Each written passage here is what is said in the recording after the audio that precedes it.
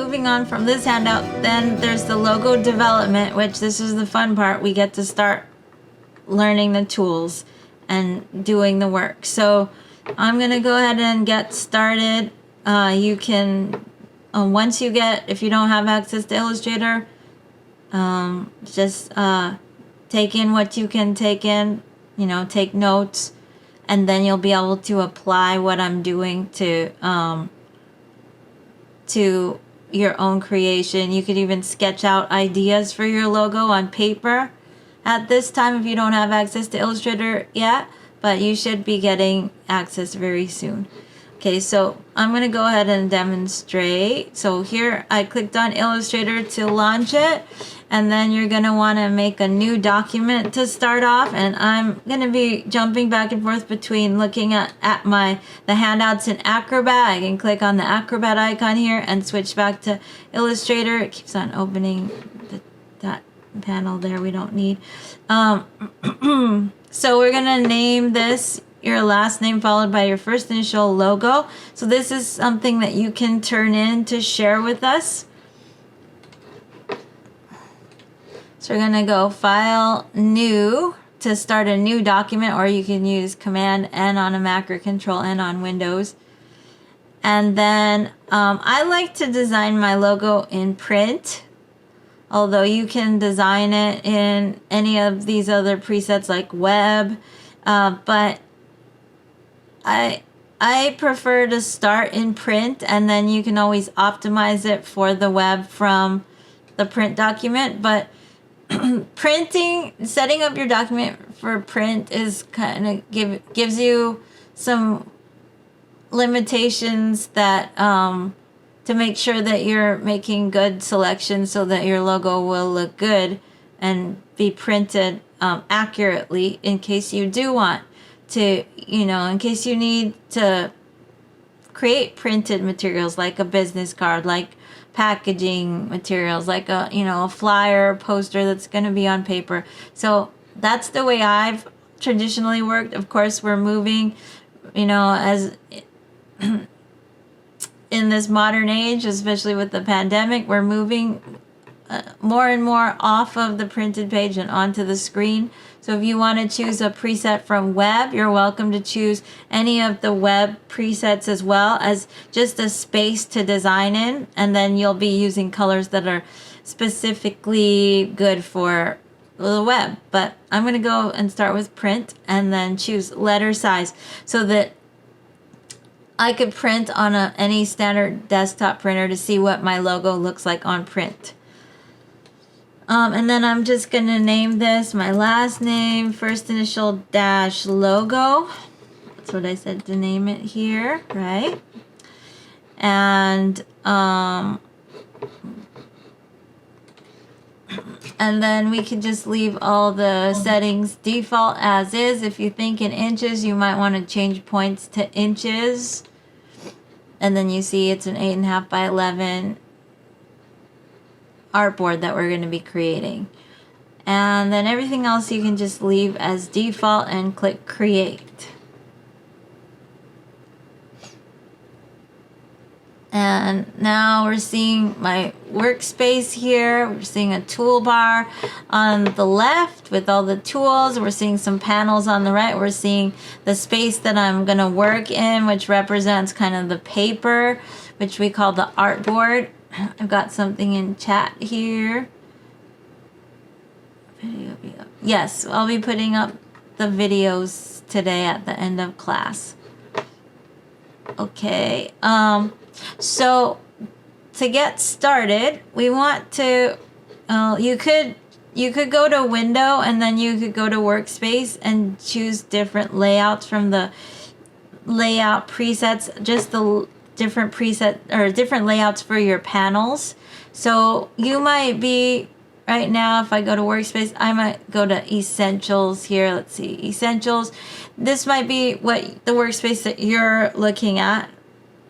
I've done some alterations to my workspace, so you see that I like to have the double column toolbar. In fact, I like to have access to all the tools This is just a basic toolbar with just the essential tools. If you want more tools, you can go to Window, hover over Toolbars, and go to Advanced, and then you have all the tools, and then it gives me a single column toolbar, but I prefer the double column toolbar. So I click on the little arrows at the top, very tiny little arrows, to get my double column toolbar, and then I just see, you can see the icons down below at the bottom of the toolbar larger, which are important to be able to see.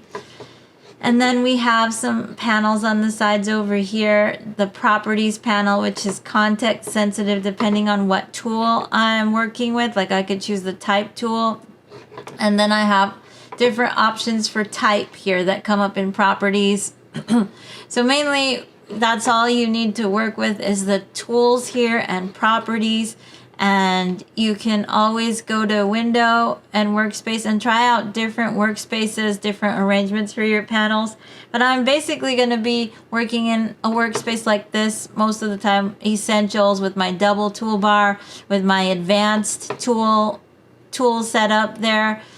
And if I want to store this as a workspace preset that I can get to again, I can always go to Window, hover over Workspace, go down to New Workspace, and I'll name it Nabby's Essentials. Say OK. And so that's a way that you can make some adjustments to your workspace and store it. And then you can explore other workspaces. So I can go Window Workspace, and I could try like there are workspaces that are good if you like painting. So I chose painting now, and so with painting you'll see more panels available to use that are good for painting, like brushes, swatches where you change the colors. The color panel is there, but I'm not going to be painting anytime soon, I don't think, for today at least. So I can go to a different workspace. If you're doing more work with typography, there's a workspace that's geared for typography that will have mainly the panels up and available that are good for type, like the character panel or the paragraph panel will just be floating out here, and you see a different layout. All of the panels can be found under Window in alphabetical order. So you don't have to worry if you move a panel. If you like, I can drag a panel out by its name and then it's floating. I can close it. I can snap panels back into the icon view. I can, I can stretch this panel dock out. I can click on a panel here, move it, dock it somewhere else.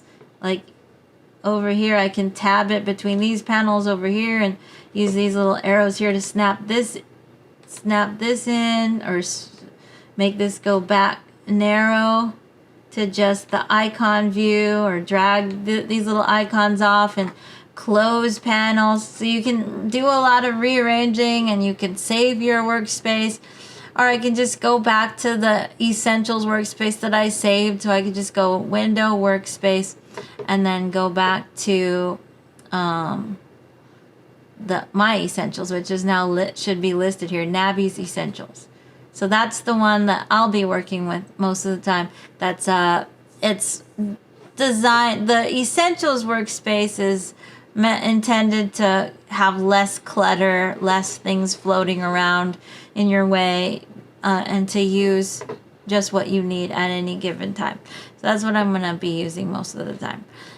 Okay, so we're going to focus on using the selection tool, and for selecting and moving and that kind of thing. And we're going to also be using the shape tools, which there is no tool called the shape tools. There is just a tool that has a bunch of shapes. The shape on top happens to be the rectangle tool.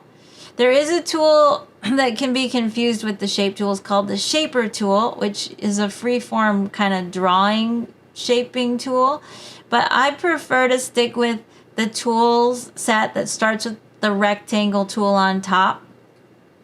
So notice at the top of the toolbar, you'll find selecting tools, and then you'll find some drawing tools that include the pen tool and type tool and line, and there's the shape tools, there's paintbrush, there are tools for drawing here, and then there are some other tools for altering your shapes and making more complex imagery.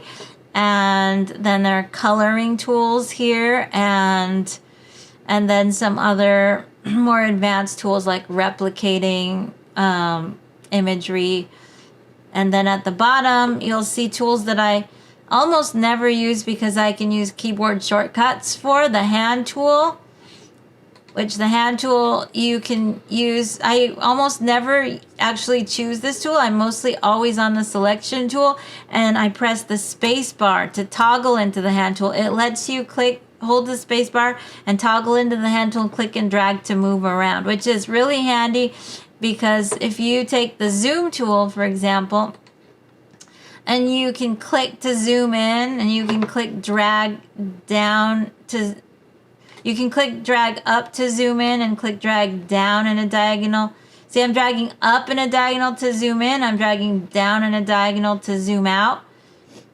Or you can just click to zoom in.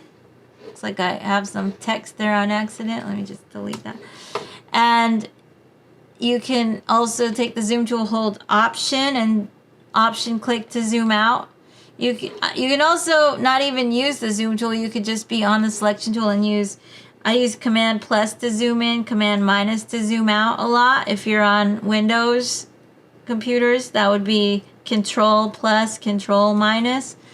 But you could easily, with the zoom tool especially, you could zoom way in and then be lost. Be like, where's my document? Where's my work?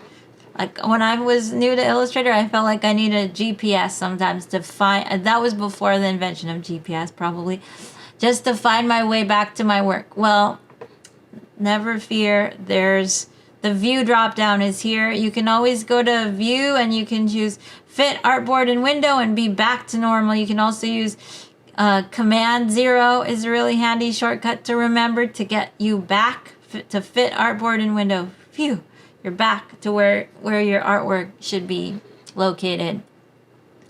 Command 0 on a Mac, control 0 on Windows. That's kind of like when Dorothy clicked her heels together 3 times and said there's no place like home. So you can be back and find your workspace, your artboard very easily that way.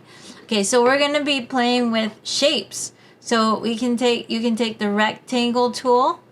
You can click and hold on that tool, and then you have access to all these different shapes, and this is in advanced toolbar mode that you have access to all these shapes. And then at the bottom there's an item that's not actually a shape. It's like a lighting effect. It's a flare tool, and it's intended to blend that lighting effect with the shapes. So I wouldn't necessarily use it except as a lighting effect to blend into other shapes. I'm going to click on this tear off so that I have this panel floating at my fingertips, easy to access any of the shapes. So I got the rectangle here. Somehow I got black as the color that I'm working with. As soon as you select a shape tool, you have access to, in the properties panel, you have access to the appearance panel where you have options for changing color. So you're going to want to change the color of the inside of the shape, the fill color, and maybe the color of the outline of the shape, the stroke color. So you could do that by clicking on, from the appearance section of the properties panel, clicking that little fill swatch icon there, and then you can choose colors from swatches like that. So now I have like a magenta on my fill, and then if I want a different color as my outline for my stroke, right now there's no stroke. Here, I'll just drag out a shape to start with. So with the rectangle tool, I'm dragging out a shape. I could do a rectangle, or I could make it wide, I could make it tall, or I could hold down shift to constrain the proportions to to have the same aspect ratio. Height and width are the same. So I'm making what shape? I can't hear you. Checking if you guys are awake. What shape did I just make? A square. Square, that's right. Height and width are the same. So remember, designing logos, you want to stay within that golden mean. So square is definitely within the golden mean. We've also got a rounded rectangle. Maybe let me just draw something here. I'll just draw out a rounded rectangle. And maybe I want to change the fill color. So I can click on fill there and choose a different color. And then stroke, I can click on the stroke option here and choose a different color for the stroke. Maybe a light green. And then you can hardly see the stroke because this shape is selected. So I can take my selection tool and click outside to deselect it. Now you can see a kind of a fine green outline. That's the stroke. I can select it again. And once you select it again, you'll see a bounding box. You will see the paths showing. So because the color of the layer that I'm on is blue, you're seeing the color of the path and the color of the bounding box that's blue on top of the actual color of the artwork. That color, the color of this bounding box, these are just the controls. They're not actually affecting what the real artwork is going to look like. I can click outside and see what the artwork actually looks like and click, and that's just a view of the selected artwork shape. I can make the stroke a lot thicker by increasing the stroke weight here. I can click the up arrow. So that's thickening the stroke. I can click this drop down here and choose a different stroke weight, very thick. I could also, at any time, if I don't want a stroke, I can also click the stroke flyout and click none here to turn it off. Let me make another shape. I'm going to take the ellipse. So the ellipse is like any of the other shape tools, how I can click and drag to make an ellipse, or I can hold shift to constrain my proportions to make what? Same height and width. I'm making a circle. And then and I can change the colors not only with using existing swatches here, but I can also double click on my fill icon at the bottom of the tool panel, and I can change the color by using the color picker and choose kind of my own color. But you have to be careful when you choose your own color with the color picker. It's very easy to choose a color that's not safe for printing, that's not gonna print accurately as you see it on your monitor, or it's gonna be a color that's not gonna be reproduced accurately on other people's monitors for the web. So if you wanna make sure that you're choosing colors that are tried and true, that you'll see reproduced easily on and accurately on other people's monitors, you might want to limit your palette to just web colors. And now you can never choose a color that's out of range, because what you see on your monitor isn't necessarily going to be what is going to print accurately or what's going to display accurately on other people's monitors. So you could narrow your palette that way, which is great for logo design because you want something that's going to look accurate on across other people's monitors, so, because this is going to be displayed on the web, right? On different devices maybe. If you aren't using web colors though, and you choose along this slider here, this is set as a hue slider because H is selected here. So the hue represents a color along the spectrum, along the rainbow. So you choose the hue that you want, and then you use the circle and drag that around in this field to change the value or the brightness or saturation or intensity of that specific hue that you selected. So you can go like a pale color or a tone. You can go just like a grayscale color on this edge, or dark, or go down into a darker color, a shade of version of that color, shade. But be careful, because you will see these exclamation marks pop up. That means the color is out of gamut. Out of gamut means it's out of range. It's not going to print accurately or display accurately on other monitors. So you can just readjust till that exclamation mark goes away, or you could click on the exclamation mark or the swatch below, and Illustrator will will determine another color that's safe for you. And you might like what Illustrator finds for you, or you might not. You might just choose your own color, or narrow your palette down to just web colors and say, okay. Okay, then if I want to add a stroke and choose my own color for the stroke, then I need to click the stroke to the front like this, and then I could double click on the stroke and choose another color for my stroke. Make it thick. Go to my stroke weight here. You can also pop out the stroke panel and have even more options for stroke. So I can click the stroke panel, and I could do, like, I could set a dashed line for my stroke. And then I could play with the spacing of the gaps and do a different spacing for the gap and see what that does. I narrowed the gap down. I could do different size for the next dash. So the next dash could be another size, and the next gap could be another size. And that can make an interesting pattern. Or let me just duplicate this. I kind of like the way that looks. I'm just gonna. A fun way to duplicate an object is to use your selection tool. Select the object, hold down the Option key. That would be the Alt key on Windows. So Option or Alt, and then you just drag out a duplicate with your mouse and let go of your mouse, and then let go of your Option or Alt key. On this one, maybe I want to do something a little different, so I can click the stroke panel to pop out like that, and then make some changes. Another way to bring up the stroke panel, it's a panel, so all panels are listed under what in alphabetical order? Do you guys remember? Which drop down menu at the top?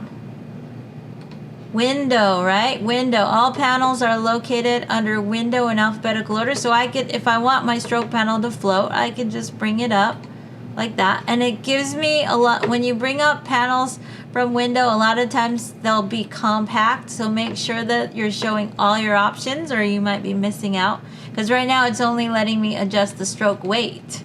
But if I click the little flyout menu here, tiny little menu, I can choose show options, and then I have all my options. So I've got my dash line options. They can turn off dash line, turn it on again. I can take these numbers and just delete. Let's see, make them, let's see, can I make them zeros? Make them zeros, and maybe just do, oh, actually I need a gap for the second.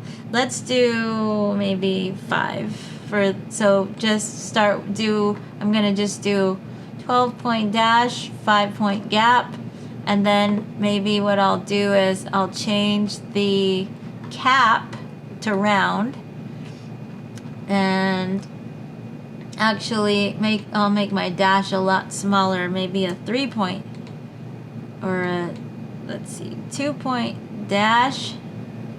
I need a much bigger gap, maybe a 10-point gap, and then I can press tab to apply that. So I can start to make polka dots, maybe 1-point dash and 10-point there, or maybe even bigger, maybe 20-point gap. Or no, that's too big. Maybe 15, and press tab to apply that. So I could do a polka dot design with my stroke. Pretty cool, huh? Let's get another shape out here. Polygon tool. So with the polygon tool, just gonna click and drag.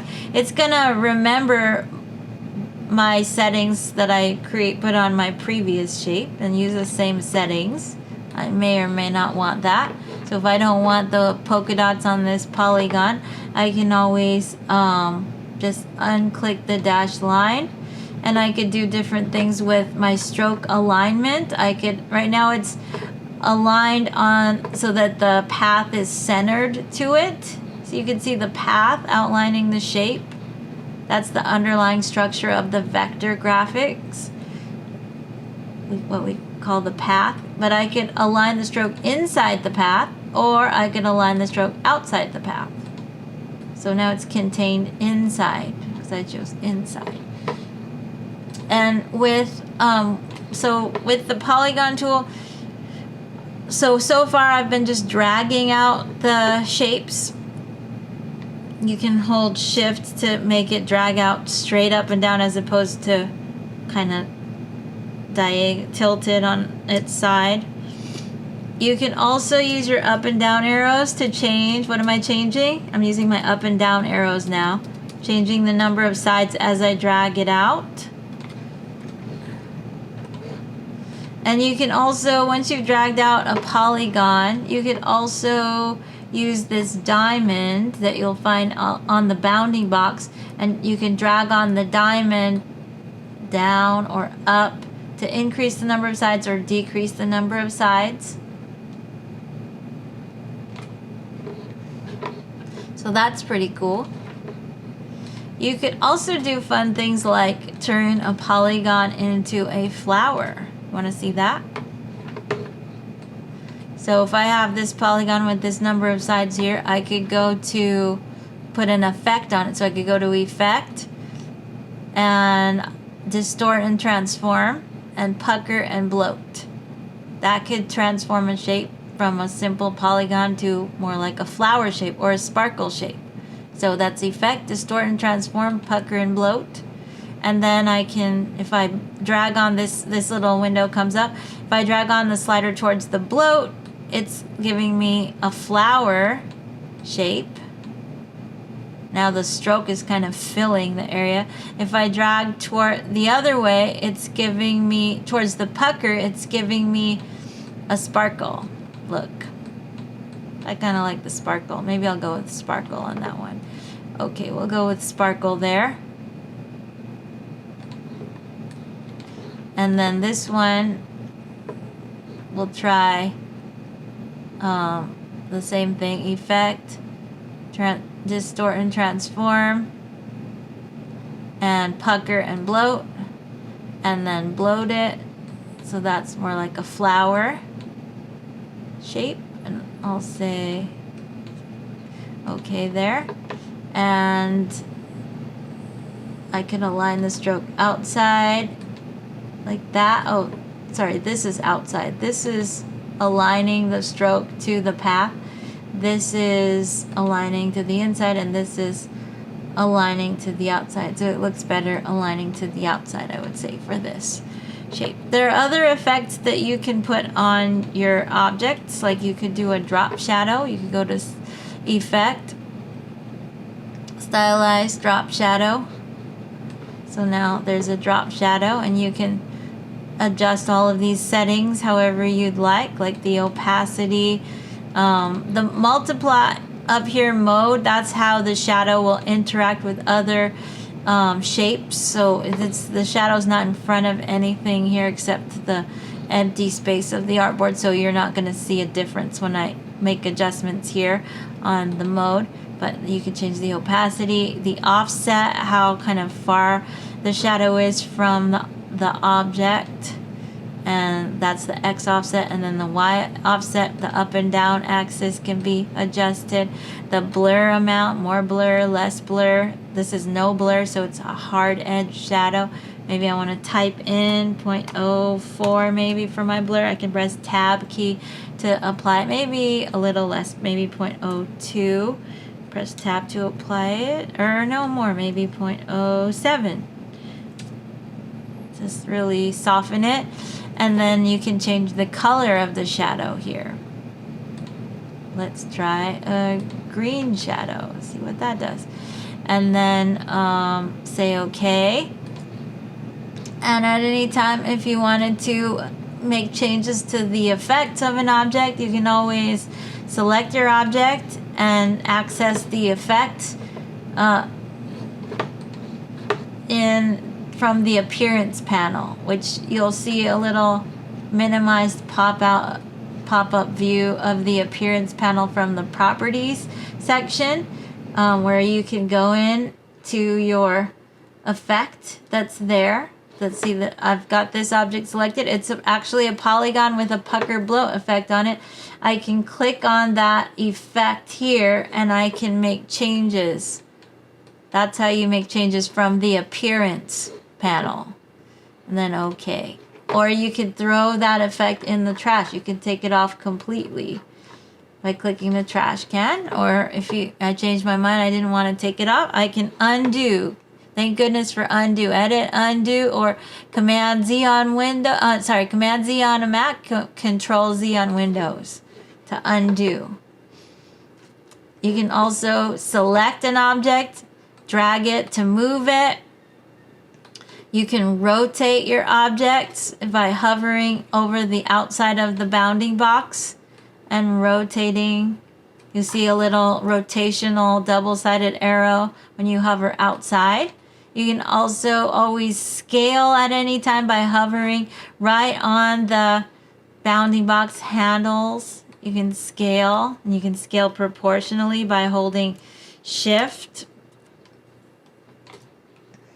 You can select an object and simply press Delete to remove it. Move objects around with that can all be done with your selection tool, as long as you have your bounding box showing. Because if you're not showing your bounding boxes, then you won't have that functionality with your selection tool. If in that case, if you go to View, if you're not seeing your bounding box and you want to see it, you would have to go under View and show your bounding box. Right now, I'm showing my bounding box, so I can hide my bounding box by going to View, Hide Bounding Box. Now, you see that my selection tool can only do a few things now. It can select, which is its main job. It can move, but it can no longer can my selection tool rotate or scale. There are additional tools you could use if you are one who doesn't like seeing the bounding box. Some designers just don't like it because it gets in the way of seeing the actual outline of your object, seeing the actual paths and anchor points. Then in that case, you could use, there is a rotate tool here that you could click on and actually rotate that way. You can also you can also scale with the scale tool, which is maybe a little harder to use because it's harder to scale proportionally with that tool. So I like having the bounding box on, so I can always go to View and then Show Bounding Box. And then I have my bounding box again. When I go to my selection tool, it gives my selection tool even more jobs that it can do, all with this one tool. So it can rotate, it can scale, it can move. What else can it do? Deselect by clicking outside, select by clicking on objects. You can also deselect with the keyboard shortcut, which is Command-Shift-A to deselect all. That would be Control-Shift-A on Windows. Command-A is actually select all. So Command-Shift-A is to deselect all. That would be Control-A to select all on Windows. Or just click outside to deselect. Okay, so we were going down the list of shapes here. I haven't introduced you to the star tool yet. You can always click on the star tool and you can drag out a star like that. Any of these shapes also, instead of clicking and dragging like I've been doing, you could single click anywhere and it will give you a little dialog box, little box where you can put in numeric options to be more precise about the size.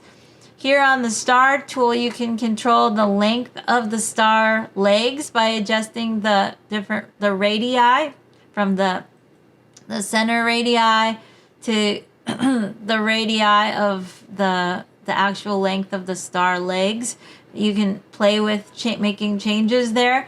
So maybe I'll make a little adjustment, like make it bigger, like 9 for the radius 1 and 5 for radius 2. And then number of points, maybe I want a lot of points, maybe 20. Say okay, and hey, now I've created that. A star with lots more points. Maybe I'll get rid of the stroke. I can click the stroke off. Or, well, I could always put it on again by clicking the color mode on it. I can swap colors with the swap color arrow here. So now I swapped the fill color with the stroke. Maybe I'll turn off the stroke so I could click none on the stroke. You could also put gradient on your objects. So if I want to switch, so notice these 3 mode buttons. There's solid color, there's gradient, and there's none. So I could turn off the color completely on the fill and the stroke. Or I could, let's see, I could also, see, I could turn off. So now it's just the path. If I click outside, it'll look like it doesn't exist, but it's actually there just as the path, just the underlying structure. It has no color on it. But I could put the color back on, either the fill or the stroke. Put it on the fill, or I could turn it off the fill. I could bring the stroke to the front. I could put it on the stroke, and now it's just the outline. And I can adjust the thickness of the stroke. I could bring up the stroke panel, which I have already floating here. I could round things, like I could round the cap, or actually the cap isn't what I want to round. I could round the corners. So now I have another look to my star shape here.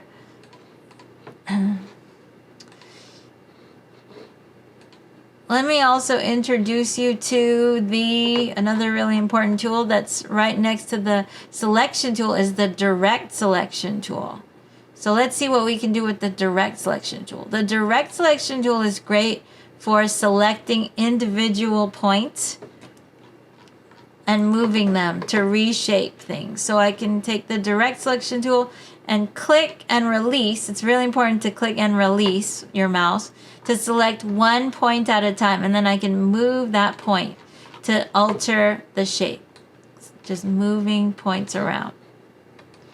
So I can give this more of a sun ray look.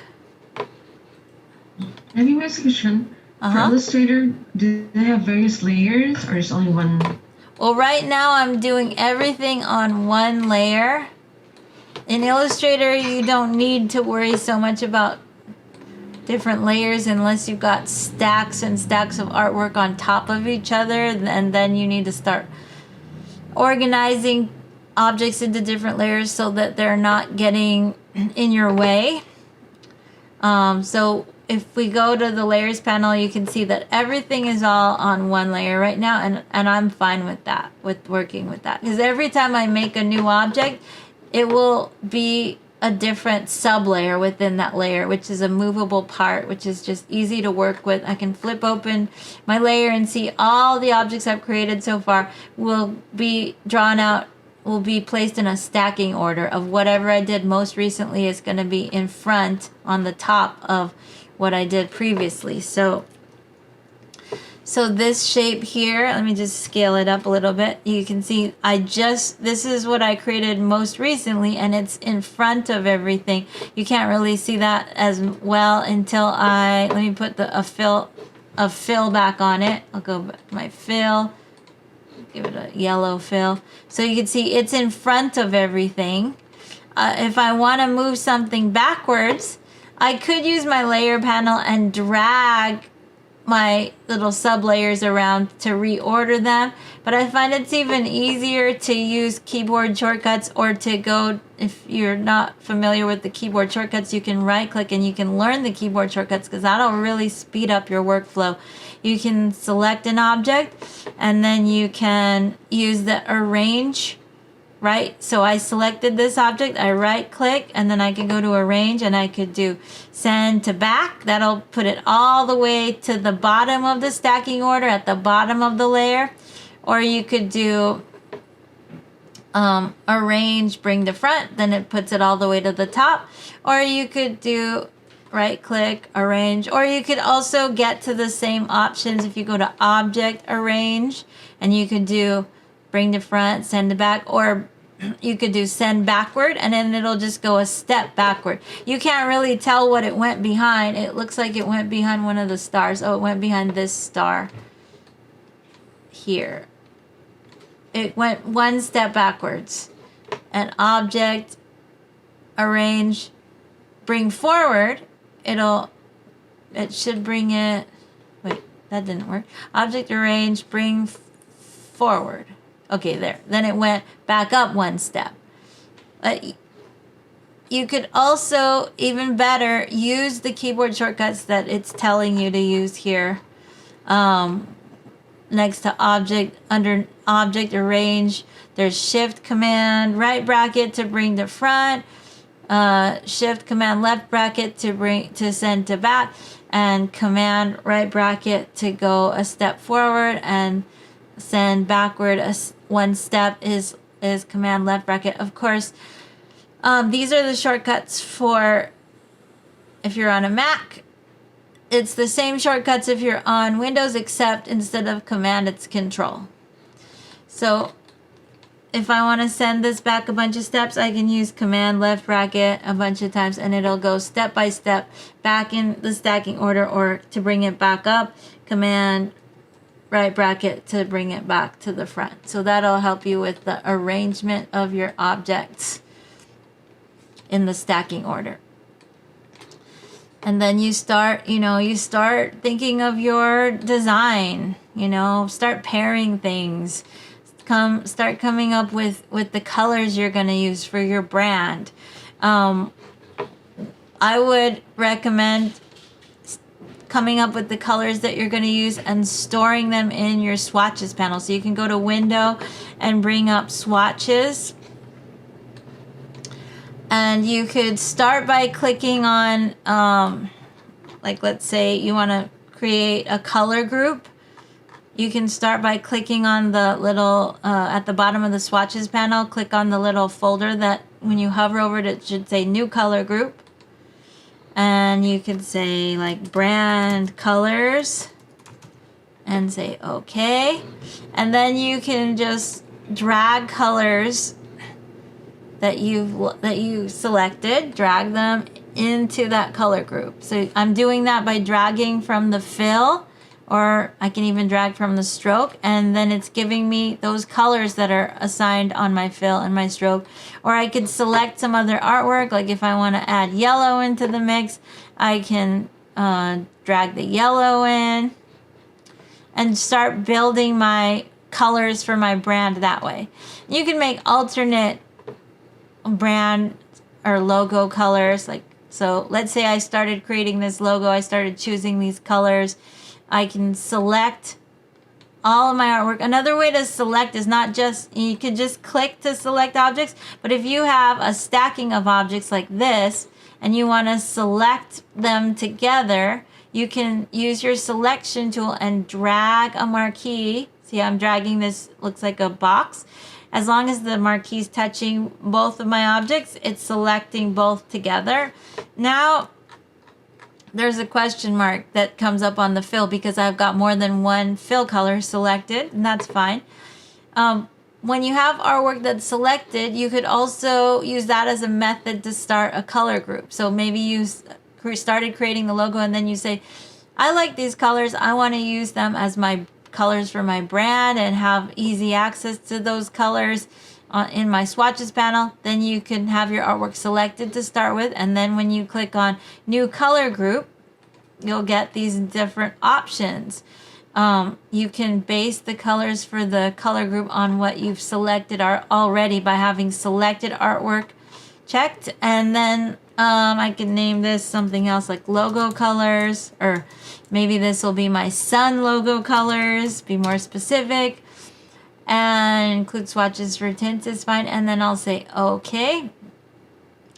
And now I have a set of swatches there based on what I had selected when I clicked on the new color group icon in in my swatches panel, which is going to be handy to have to set up your colors for your brand, to start making choices on what colors you might want to use for your logo as you go. But you can always make changes. Like if I say, actually, I don't want this yellow, I can always select the color and remove it, delete the swatch selection. Yeah, and then, make changes. Choose your own color. Like maybe I don't want this color, maybe I want something else, so I can choose a different color for my brand, maybe something a little more like that. And then I can drag that into my color group and build my colors that way.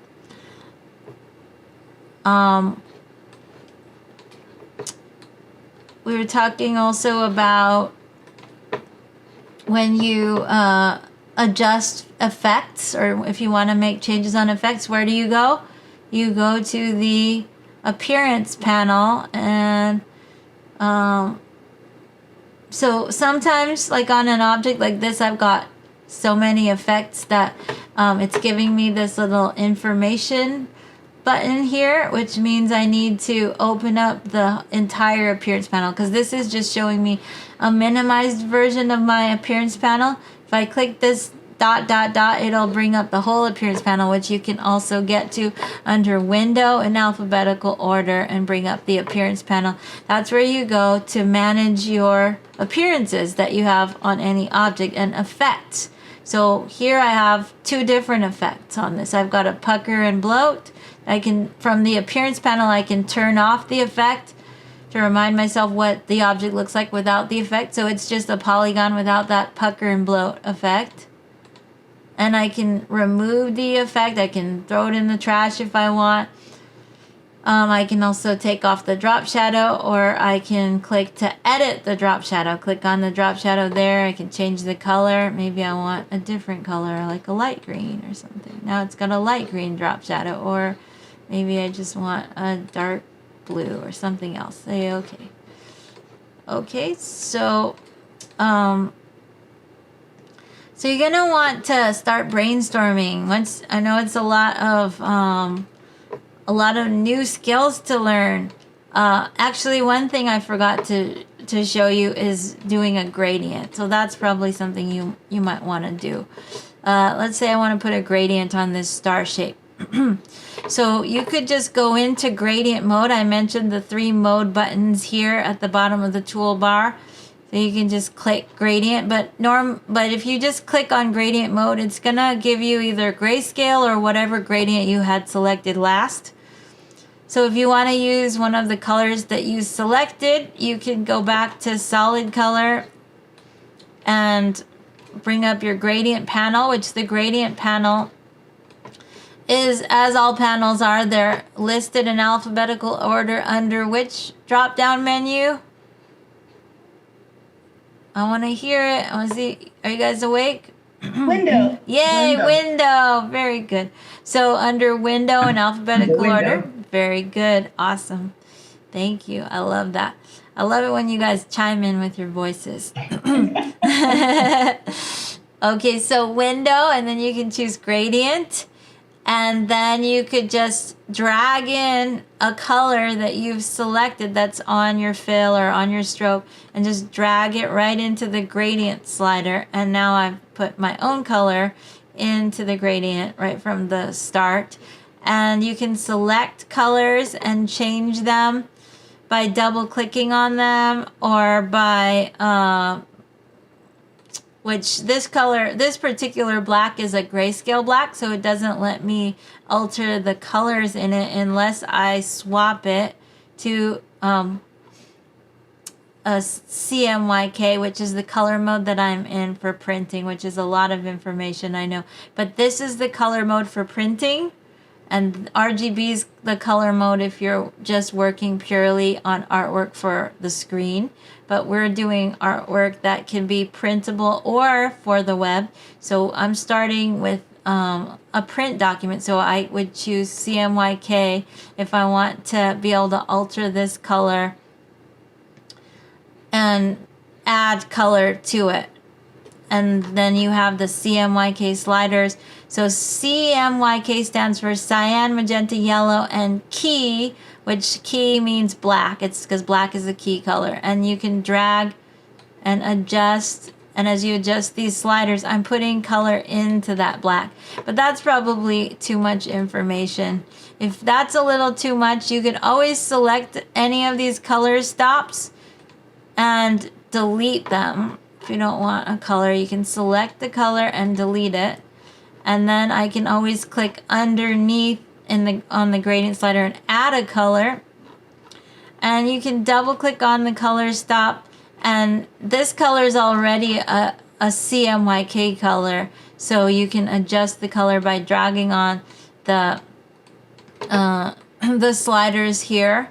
We used to be able to select a color and then go and double click over here on the fill and choose a different color, and then that color used to go right into the gradient, but now they've changed things with the latest update on Adobe Illustrator. So now it will give you that color as a solid color. So if I want that color, if I want to select a color with my color picker by double clicking, I can.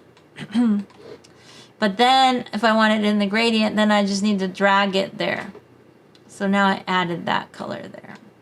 And this white is a grayscale color, so I can double click on it and I could keep it a grayscale color, or I could switch it to CMYK and then add color to it. Give it a little color in the white.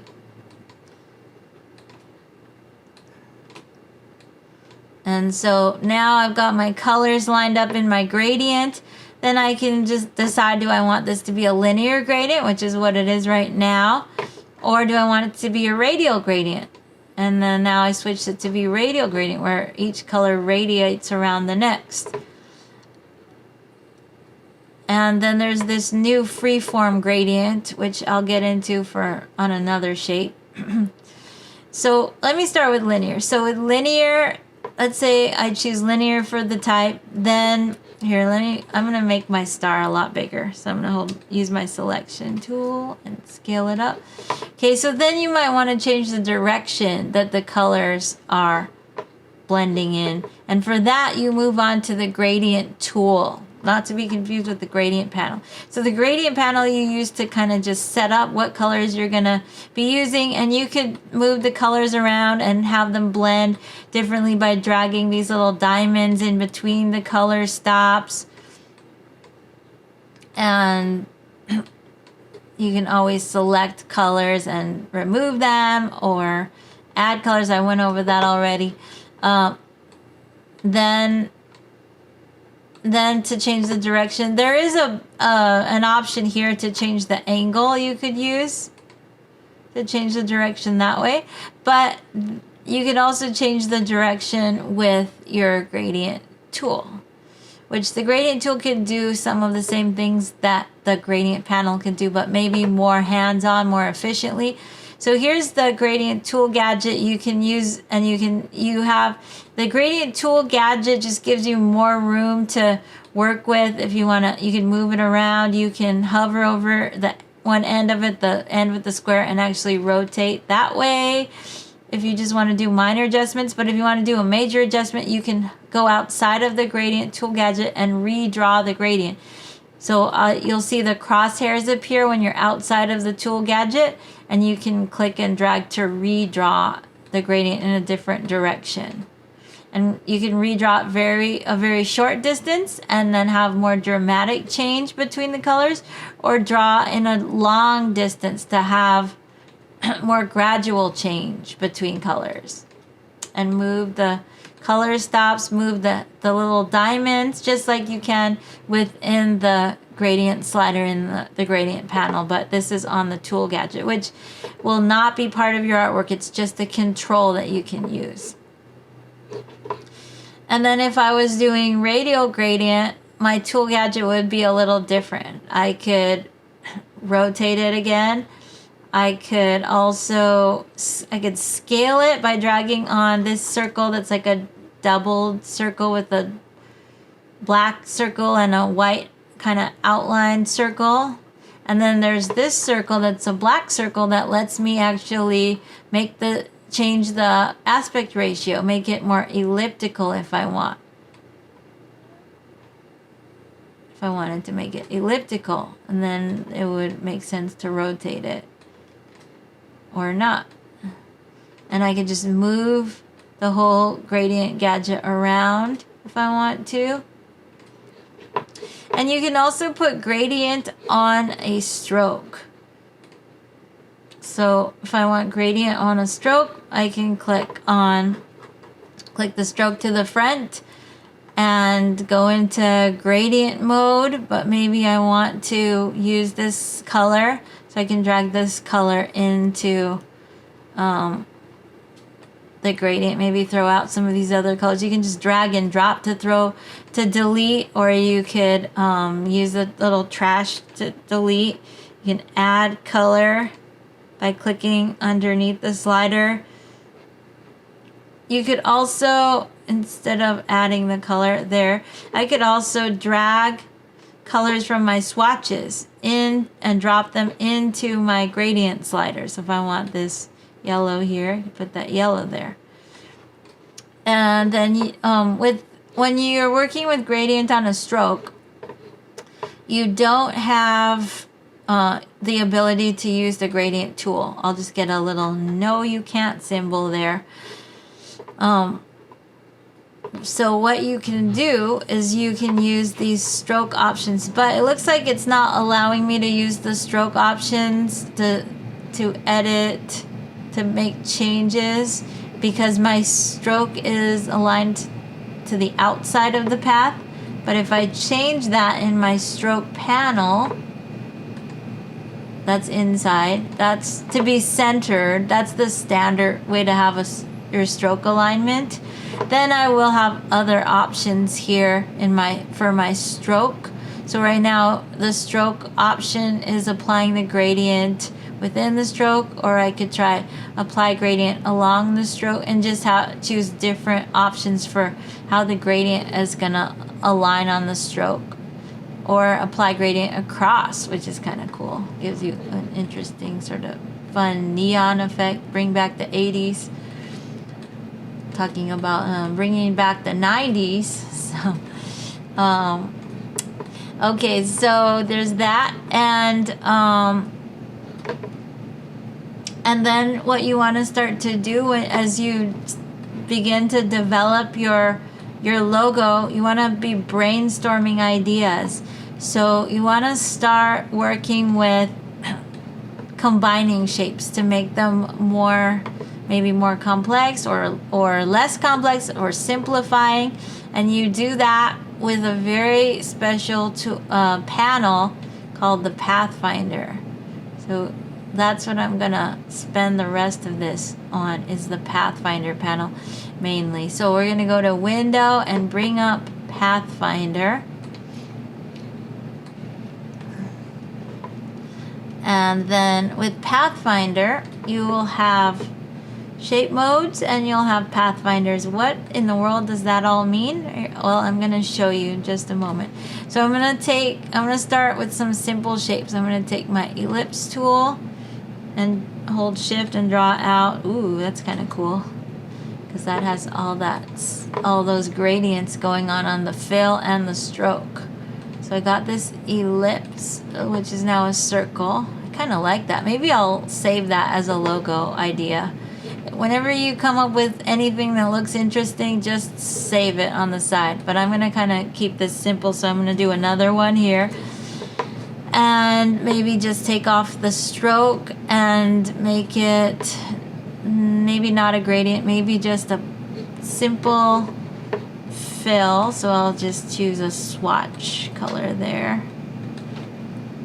And then I'll take my polygon tool or my star tool, and I'm not going to click and drag. I'm just going to click, as I'm going to change the number of sides to 3. What do you think I'm going to make? What shape? Triangle. If that was your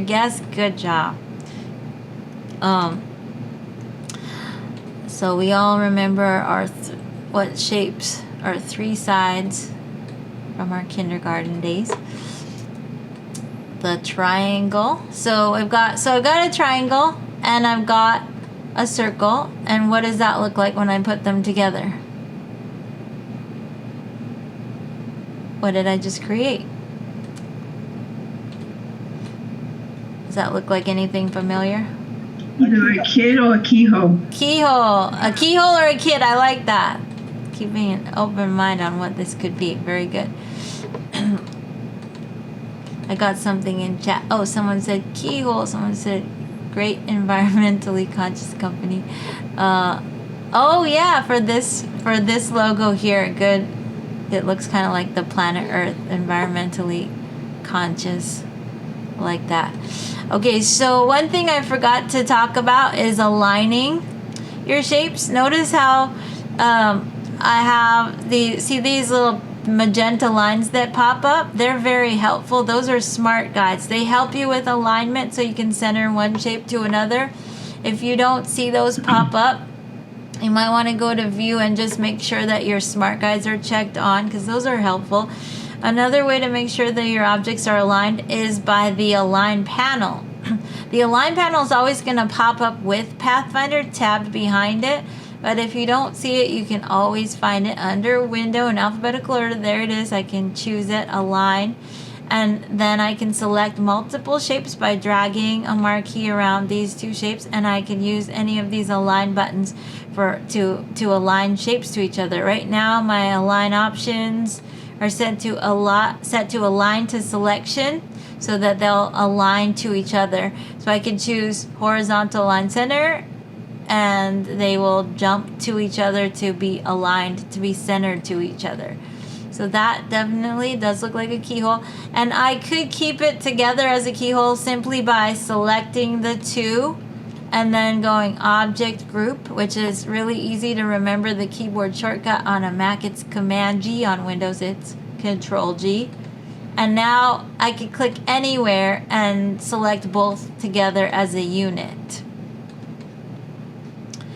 But if I wanted to really commit to this shape and make it really all one shape and get rid of the overlapping paths there, I could use Pathfinder to do that. With Pathfinder, you just need to have both of your shapes, one or more of your shapes selected, and then you can apply a Pathfinder button to do different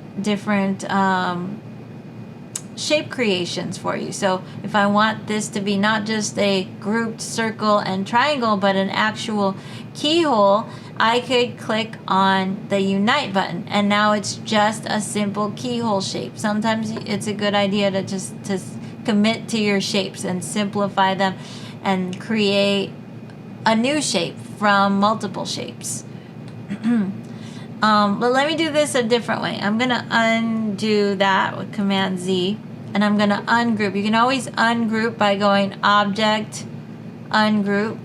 Now when I click on the circle, I can move it separate from the triangle. I can line them up again, select both the shapes, and I could use in Pathfinder, the first button here under shape modes is the unite button. Another way to apply the shape mode, specifically these 4 buttons in the top row in Pathfinder, another way to apply these shape modes is by using your Option key or your Alt key if you're on Windows, and Option or Alt clicking the button.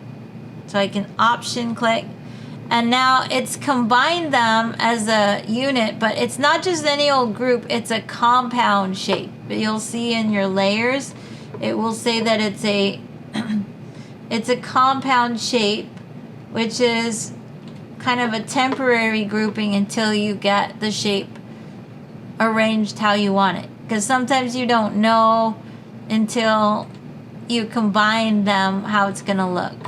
Especially if they were different colors. Here, let me undo that and do that again with them being different colors.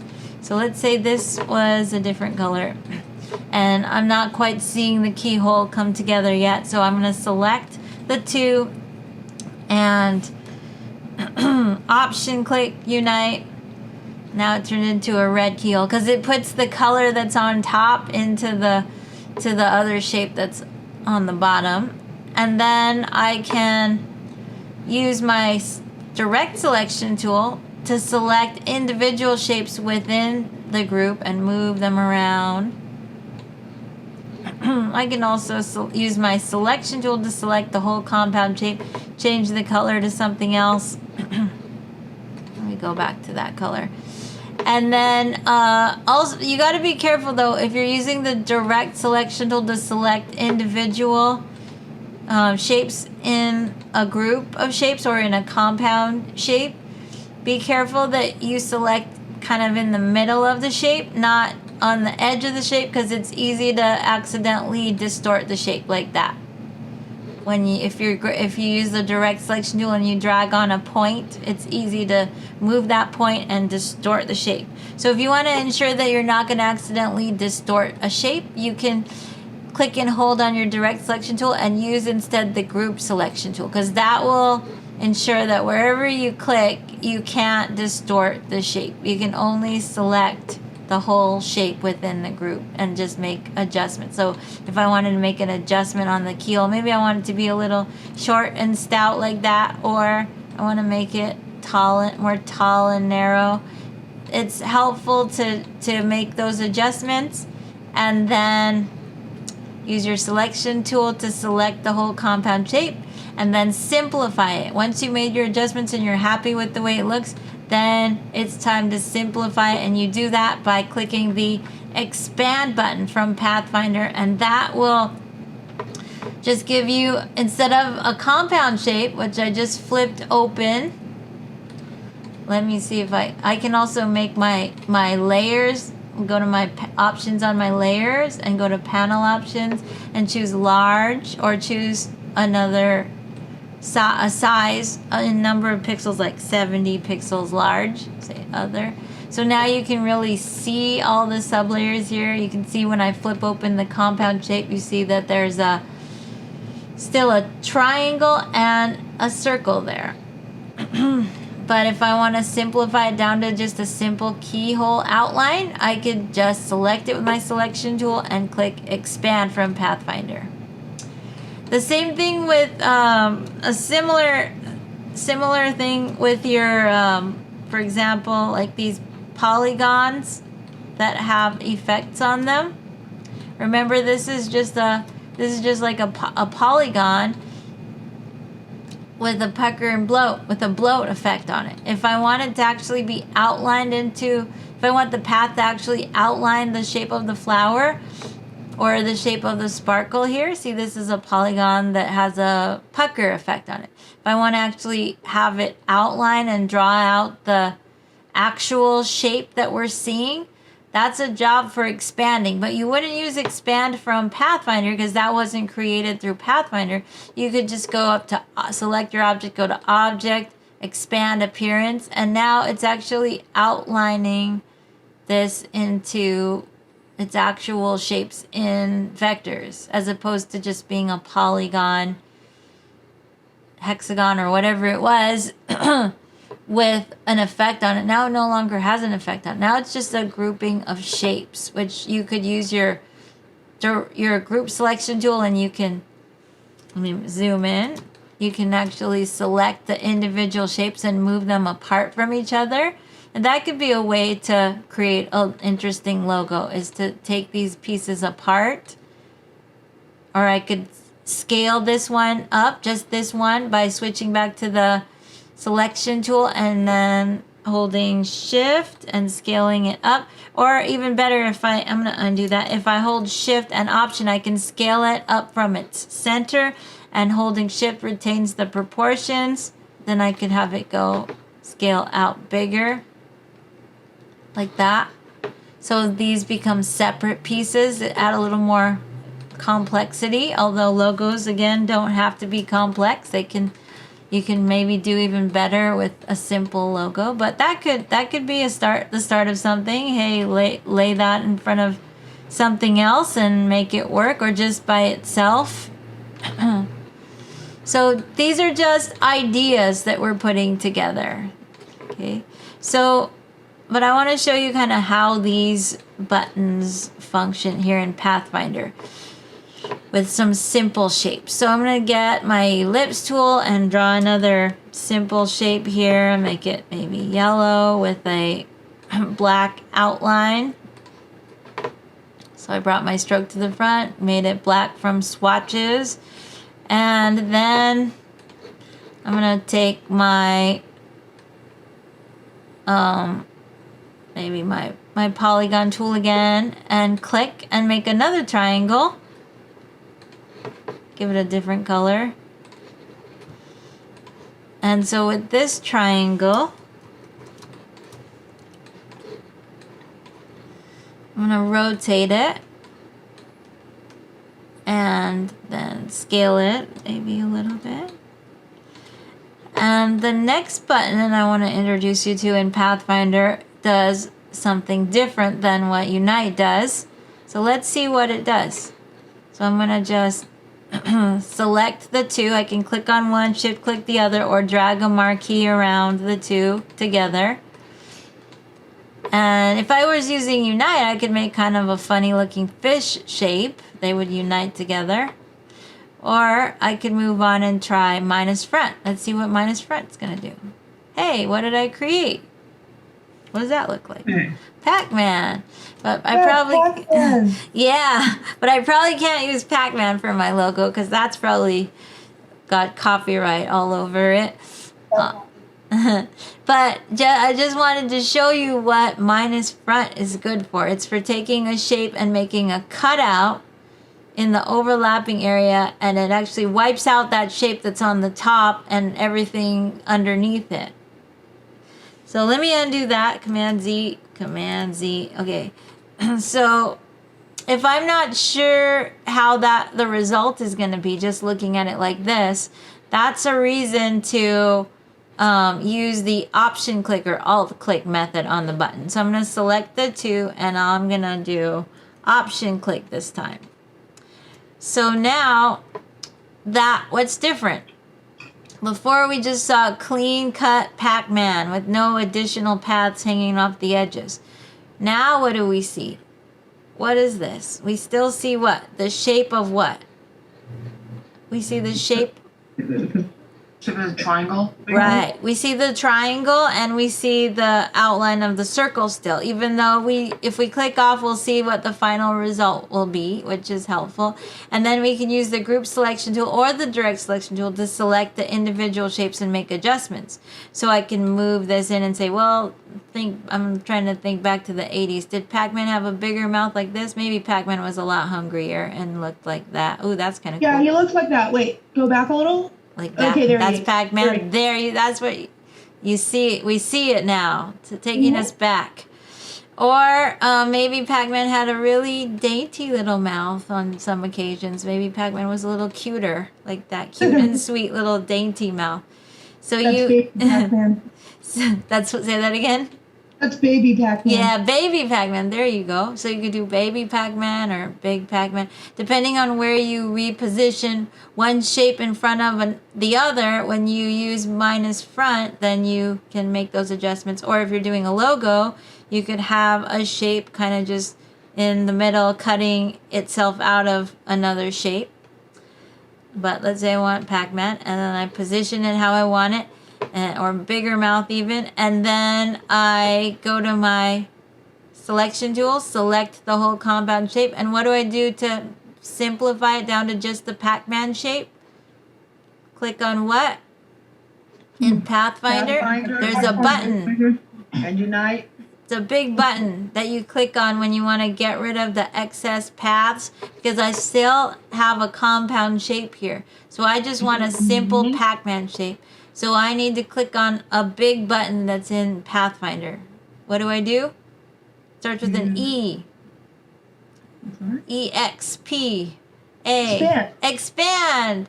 So when I click on expand, it's going to remove the excess paths. So you want to, if you're using Pathfinder this way and you're using it to be able to make adjustments to your original shapes, you need to click expand. Because that will simplify the shape down. It's like finalizing it to the final form that you're going for. Yeah. Because if you just click these buttons without option clicking or without alt clicking if you're on Windows, then it's going to give you the final result. You're not going to have the option to expand. But if you're kind of like, well, I'm not sure how this is going to come out, and you want to kind of have the flexibility of moving around the original shapes that you're combining in their original form, then you make those adjustments and then you click expand to finalize it. Okay, Miss Nabi. Uh-huh. Is there an option on Adobe to take a step back if you made a mistake? Yes. You just go. It's not history like in Photoshop. It's just you've got so many undos. It's almost unlimited. So you just undo, edit, undo. Command Z on a Mac, Control Z on Windows. You can just Command Z the heck out of it. Just go all the way back to where you were. So for a logo, I might do something. Let's see, maybe I could do something like this with I could draw out I'm going to hold shift and draw out another circle. Another way that you can change a shape is with these tools here, but you got to be careful with these tools. There are tools here that are they're hiding under this tool called the width tool, and there's a whole slew of these tools that will allow you to transform shapes and make them maybe more complex. The width tool, let me just start with the width tool. So these tools are in this section are kind of for altering shapes in different ways, kind of like what Pathfinder does in making more unique shapes from simple geometric shapes. The width tool here will allow you to change the width of the stroke to have a variable width. So I can take my width tool and I can click and drag to thicken the stroke on one side. It gives you kind of a nice hand-drawn look, or just makes things look a little more interesting. You can adjust the width by dragging on the handles. You can just look at that, just hover over the path, and you'll see a little circle will kind of appear on the path, and you can click and drag out to make the stroke wider, and drag on the edges to make the stroke get thinner in places. If you have too many, you can select a little width controller, select it by clicking on it and press delete. Then under the width tool, there are just tons of other tools to play with there. Like there's the warp tool you can use to click and drag to alter a shape that way, to just like really alter it completely. But it's like sculpting the shape.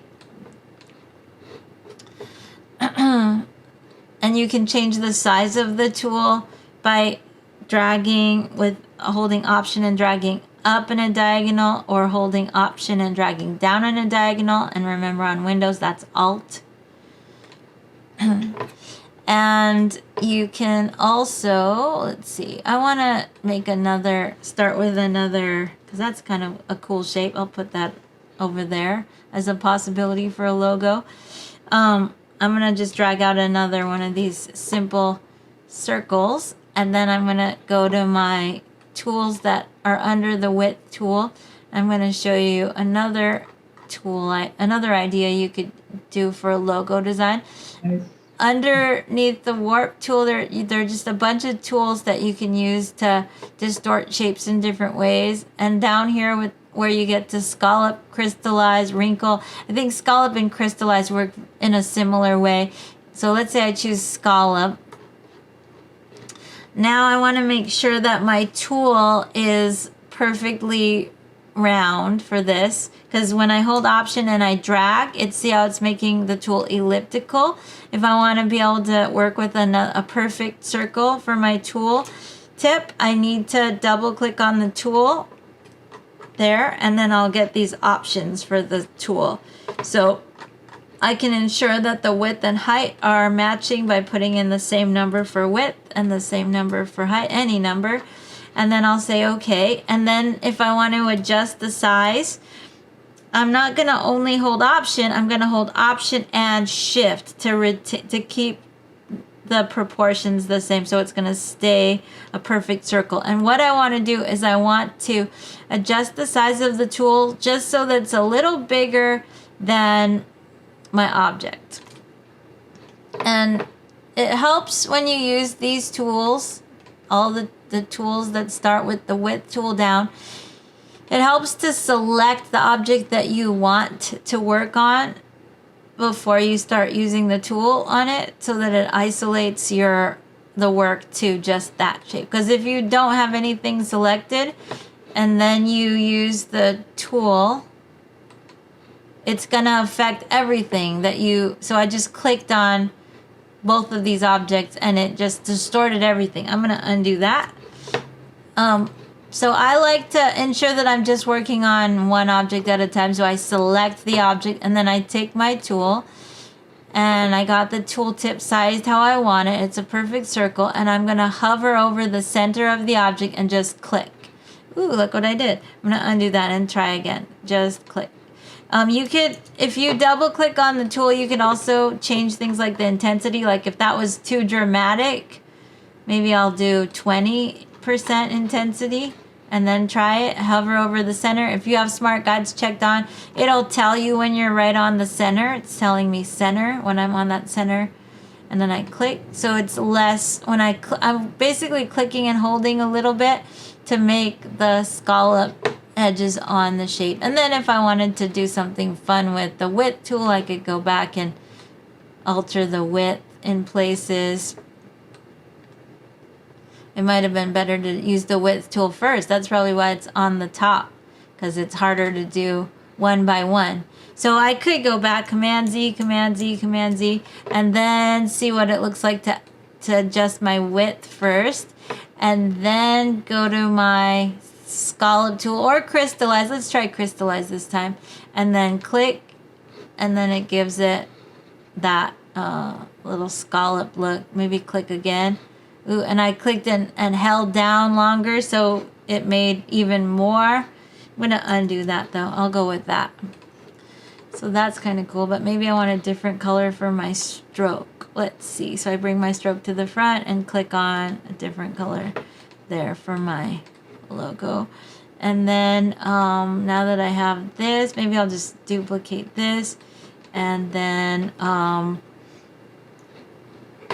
with Pathfinder, let's see, what can I do here? Maybe I'll think of a shape to overlap. Maybe this shape, and just duplicate this shape out.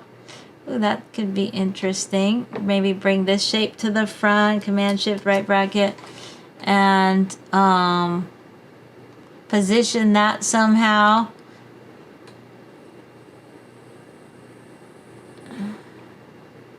But now we're getting a little bit too complex probably, but we'll see how this looks. Okay, so then if I want to see what this is going to look like combined in some way with Pathfinder, I can select the two, and then I'll try another one. I'll try intersect.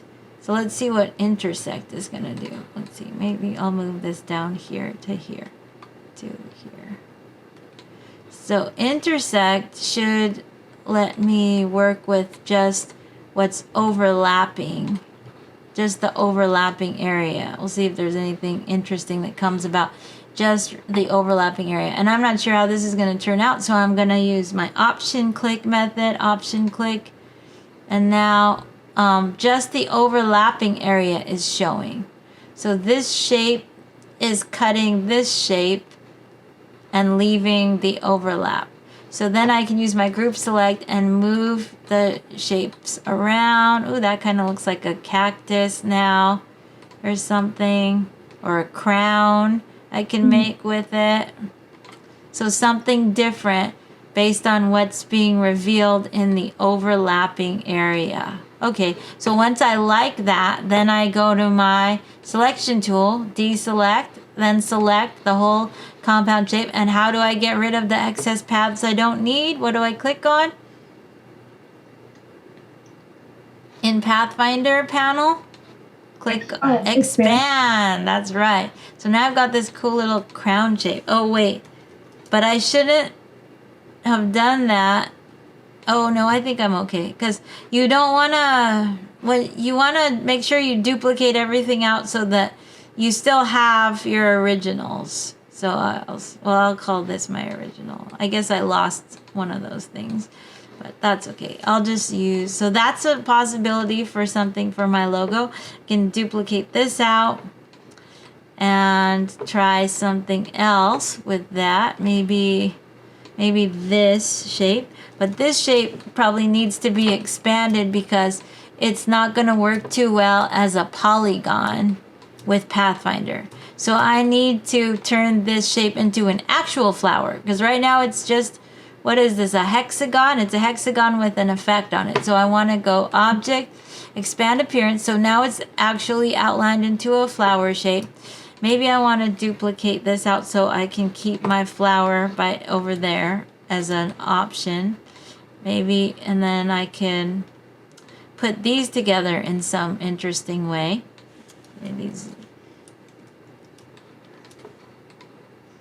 So just kind of put things together. I can maybe scale this bigger a little bit. And then select the two by dragging a marquee over both. You always need to select your objects before you can use the Pathfinder button on them. And now I'm going to try exclude. And so I could just click and then it'll give me a final result, which I won't be able to do anything with expand. Like that. Oh, that's interesting. It looks like it retained the drop shadow when I did that. So now it gets rid of the overlapping area. It's leaving a drop shadow behind there. And it's leaving everything outside of the overlap. That's what exclude will do. I'm going to undo that though. If I option click the button, I'll get different results. I believe the drop shadow will not be retained. I'm going to try option clicking. Option click, there. So that's a little bit cleaner maybe.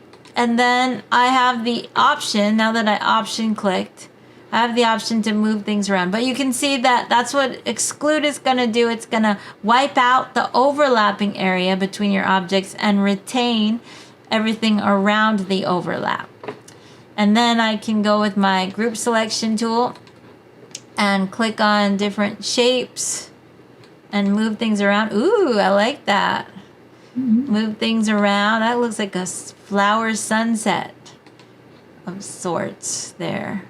Click on different shape areas. Actually, I like that so much, I'm gonna leave that as something to play with and duplicate out, because this is the logo brainstorming process. When you come up with anything you like, keep it and then try something new with a duplicate of it, so that you can always go back to what you came up with before.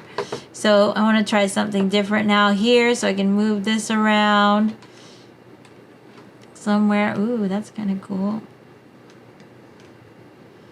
Or I might find that that's a little clunky, so if I at any time I can select an object and delete it and just kind of work with less parts. Kind of see what that's gonna do. Maybe get rid of the stroke on it. See what that does. Just getting rid of the stroke. Well, no, I'm gonna undo that and leave the stroke. And move things apart. Ooh, it's kind of nice. Or just that's nice. Keep it simple. Maybe just... This could also be scaled differently. So this one little shape that I've got selected now in the group, I could switch to selection tool and now I get a bounding box just around this shape, and then I can hold shift and scale that down proportionally and move it around. Ooh, that could be the center of the flower. So it makes maybe a more interesting look for my flower. That's very nice. Yeah, I like it. Good for a floral design company, florist maybe.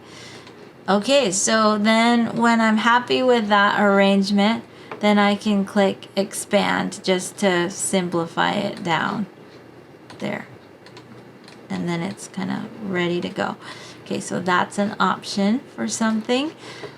And then, so those are how you use the shape modes if you want to try out the shape modes. And then underneath the shape modes are the pathfinders. And with pathfinders, every result is kind of a final result where you don't have access to the original shapes that you combined in the first place. It's just going to kind of break things up into new shapes with these buttons. So you will not be using the expand button with these buttons.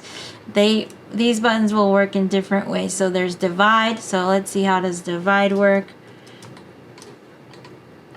So maybe I'll take this shape and put it together with this sun shape and see how that could work. Okay. So I kind of like this. Actually, just grouped together, it's cool. I could center them with the align buttons. Or no, I think I'm going to eyeball center it better. And I could select these two, Command G to group them, and duplicate that out as a possibility for a logo. And then this group here, you can go to Pathfinder. Everything's selected, and so I can apply any of the pathfinders. So I can try divide and see what is divide going to do. Okay. Divide, not so hot with this particular. This is too complex. I would say this is going to be the logo that causes a car crash on the freeway. So I'm probably not going to go with that. I'm going to undo that and try something else. Let's see. But I want to show you what divide does. So I'm going to ungroup this. Command Shift G is the shortcut to ungroup, which you can see under Object, Ungroup, Shift Command G, or Shift Control G on Windows. Let's just to see what divide does. I think this flower is probably just too complex, so I'm gonna break this flower into parts because I expanded the appearance of it. It made the stroke its own little shape, which is kind of cool to work with that. So maybe I'll just cut this, Command X, and paste it, Command V, so it's its own little shape now that I can use somewhere. Actually, before I do all that, I should duplicate the flower. Let me undo. Okay, let me do this. I'm going to duplicate this flower to keep it the way it is there, but then I'm going to Command Shift G to ungroup it, and then I can have, ooh, look at the shadow can be its own little thing. And then, oh, this is not ungrouped, so I can Command Shift G to ungroup the filled shape from the shape that used to be a stroke that's also filled now. And have these as separate shapes to work with. Ooh, that could be cool to put these together. But if I just want to put something simple, here I'm just duplicating this shape out. Ooh, it's kind of like a cloud now. Cloud with the sun. And then I want to do divide on this. Let me just select these two, maybe use a line to center them. And then I go to Pathfinder and I try divide. Divide. See what divide does is it will create a division where there's an overlap. Maybe that stroke is just too thick though, so I can select this shape and maybe thin the stroke down. Maybe just thin this stroke down too, so I can select this shape and thin this stroke down, so you can see where it's divided. It's created where the flower was, it's created this division. So this is all grouped. When you use any of the Pathfinder buttons, it creates a group automatically, so this is stuck together. But with my group selection tool, I can select the pieces within the group and move them apart from each other. And maybe I don't need this, I can delete it, and now I just have this flower with the sun showing through. And then I could do something else with this, duplicate this out. And you just kind of get ideas as you go. If you have a vision already, I would suggest you sketch it out on paper, and I can help you with trying to create that vision. But this is a great way to get, to get ideas as you go, and experiment with the tools, and interesting formations will just start to unfold. Like, you'll be like, oh, well, I wonder, well, that just happened, so then that kind of looks cool, and maybe try pairing this with that, and then before you know it, you have some brand new imagery that's completely unique and your own, with just playing around with these tools and doing some different combinations, and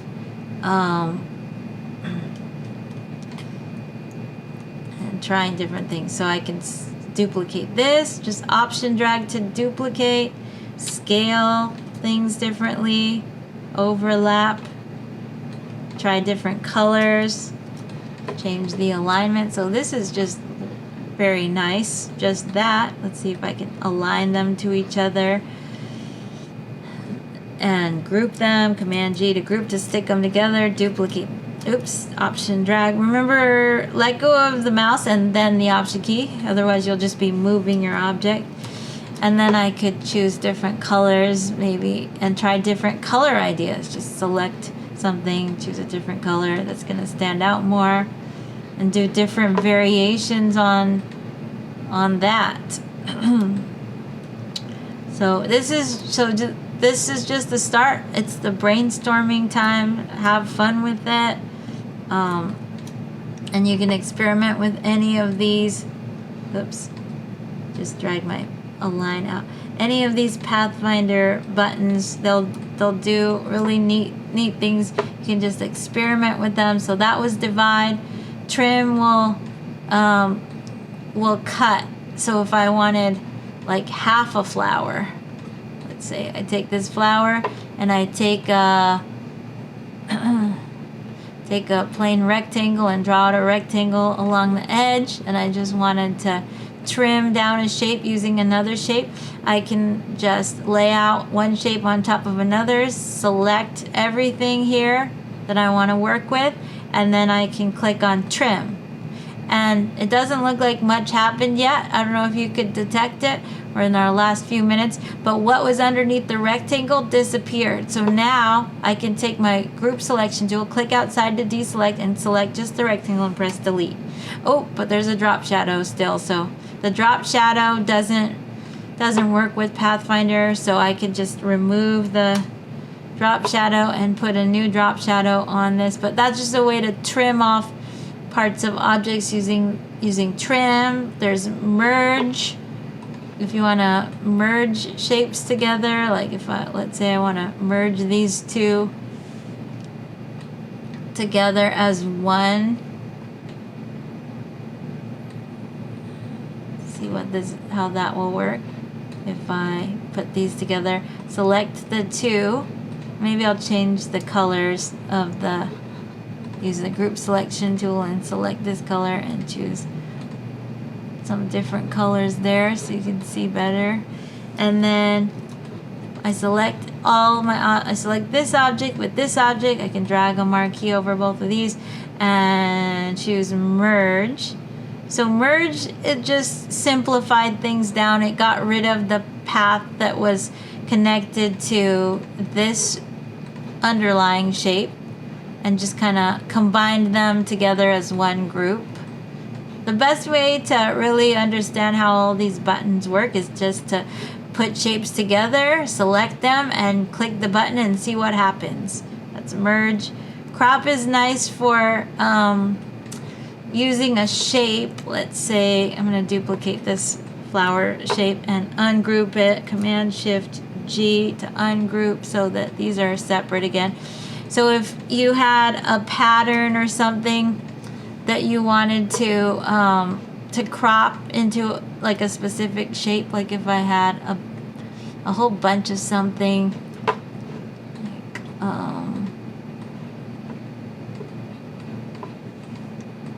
like like let's say I just had a ton of these little guys, which we are out of time, so to be continued.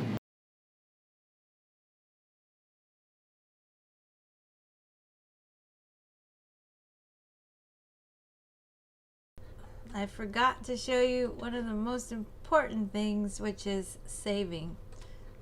So once you started brainstorming and you gotta go and you want to come back to this later, it's very important that you go File, Save, or Command S. And shame on me, this is my first time saving. I should have saved right from the beginning. So I'm just gonna go File, Save, or Command S. And it's important to save right from the beginning because you never know if your computer's going to crash and you could lose everything if you don't have a saved file. So I'm saving this. It gives me the same name that I used when I set up the document as an Illustrator format file. And I'm going to just save it to the folder that I set up for this class, the BB work, and that's going there, and the format is Adobe Illustrator, so the extension is going to be .ai. I'm just going to save there and just accept all the Illustrator options default, say OK, and then you can quit out of the application. You can close your document, you can click Illustrator, quit Illustrator, and you're good to go.